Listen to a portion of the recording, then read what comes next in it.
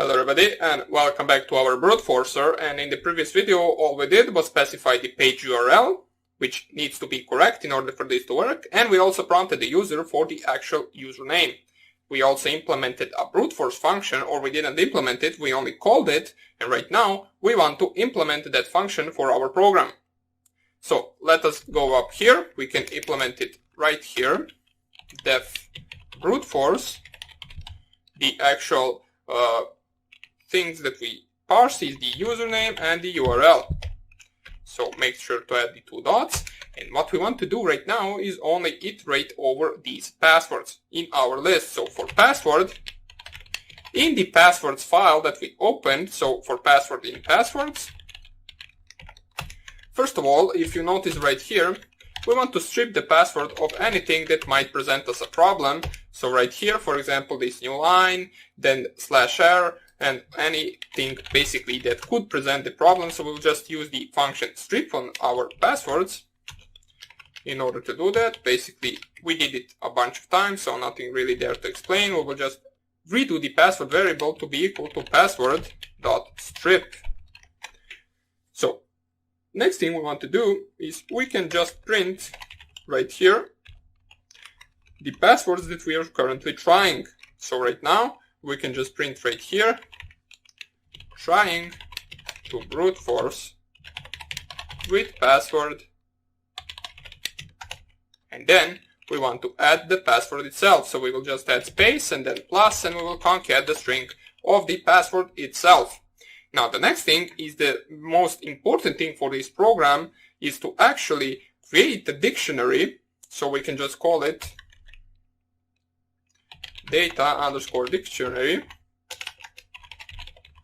So you can call it anything you want, and dictionary is basically referred to with these curly brackets right here. So it is not the same for the list, or it is not the same for the normal brackets. This is how we can create a dictionary. Now what dictionary will take is the key and the value, and I will just show you once again, as we saw in the previous video. We are interested in these usernames and passwords, or basically name fields, for our input fields on the page itself. We are also interested in the name for the actual submit button, which is this login button right here. So we need to parse all of that to our actual Bruteforcer, or our actual dictionary. So let us do that right here. I'll just lower it so we can see both of these screens. We can see the HTML code, and we can also see the Kali Linux. So right here, first of all, let us parse the actual usernames, since that is what comes first. We know that the name field of the username field is just same username, so just specify right here username. And in order to divide the key and the value, you need to specify two dots right here and parse the actual next value. So username is the actual field with the name username. Simple as that. Now let me just explain what this actually does right here. It will search for the field under the name username, which is this field right here, and it will paste to that field this variable username that we created at the beginning of our program right here. We also parsed it to our function, so it will just switch it right here. The same we need to do for the password as well. As we can see, the name for the password field is just password, so make sure to first of all separate by comma, then in between double quotes, once again password, and then two dots, and the actual variable that we are parsing, which is the password variable. And the last thing we need to specify is the actual button itself. Now, the actual thing that we are interested in is the class and the name of the button itself. The name is the first thing that we specify right here, which is login, under the double quotes, then two dots, and we can see that the button is type submit and class submit, so we want to specify also between the double quotes submit. Since this is not an actual variable that we specified in our program, we need to parse both of these values in the actual double quotes. So once you do that, basically most of our job is already done. All we need to do is forward this dictionary to the actual page itself. In order to do that, we need to perform a post request, which the requests library will help us do. So go next line, and what we want to do is create a response, and the response will equal this response variable. We catch the actual requests.post post. And this post actual function right here will, for our case, take two inputs or two arguments to this function. One of them will be the URL where we are posting, which in our case is the just URL or the page URL, however you want to call it, right here. So to this URL, we want to paste data, and the data is equal to our dictionary. So data underscore dictionary. Now, it is simple to understand. Basically, we are trying to connect to this page and parsing this data where it needs to parse it.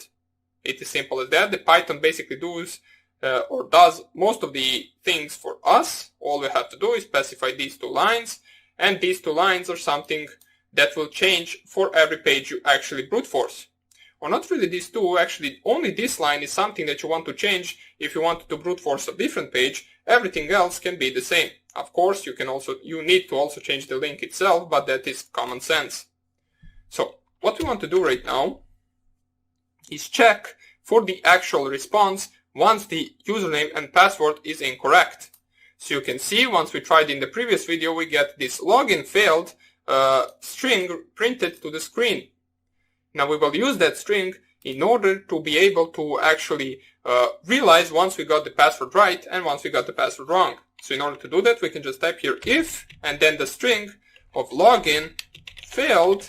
Now make sure to specify the same letters, otherwise this will not work. So it has to be the same. The best thing to do is to copy and paste it. And then if login failed is in the response variable .content,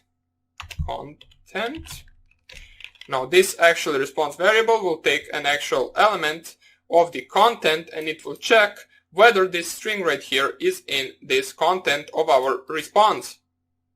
We sent a post request and we are checking back the response. If it is there, all we want to do is pass to the next password.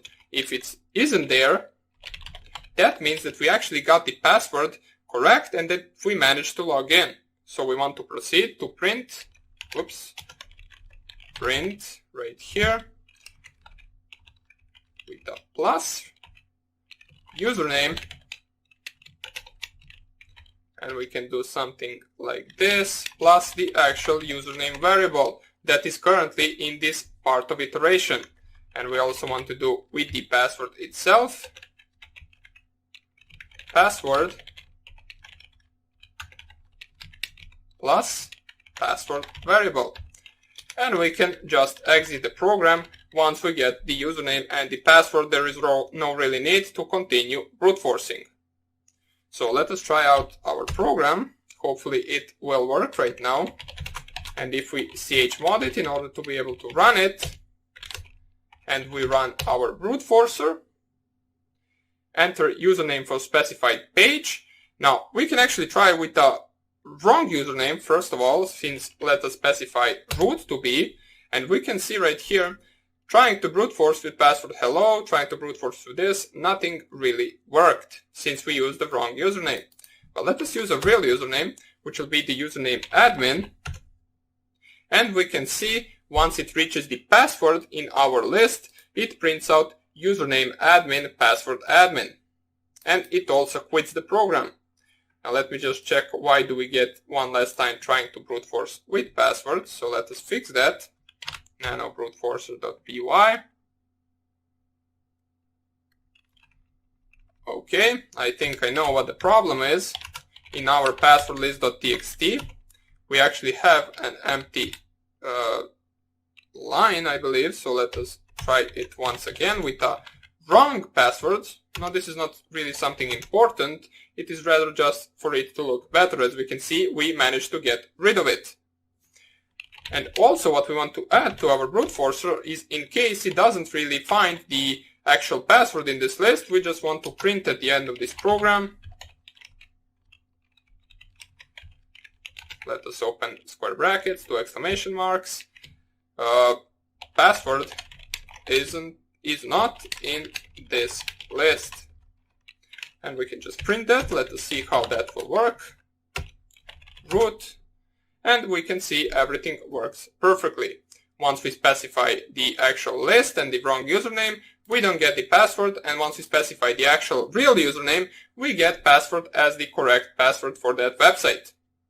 So hope you enjoyed this tutorial, and I hope I see you in the next one. Bye!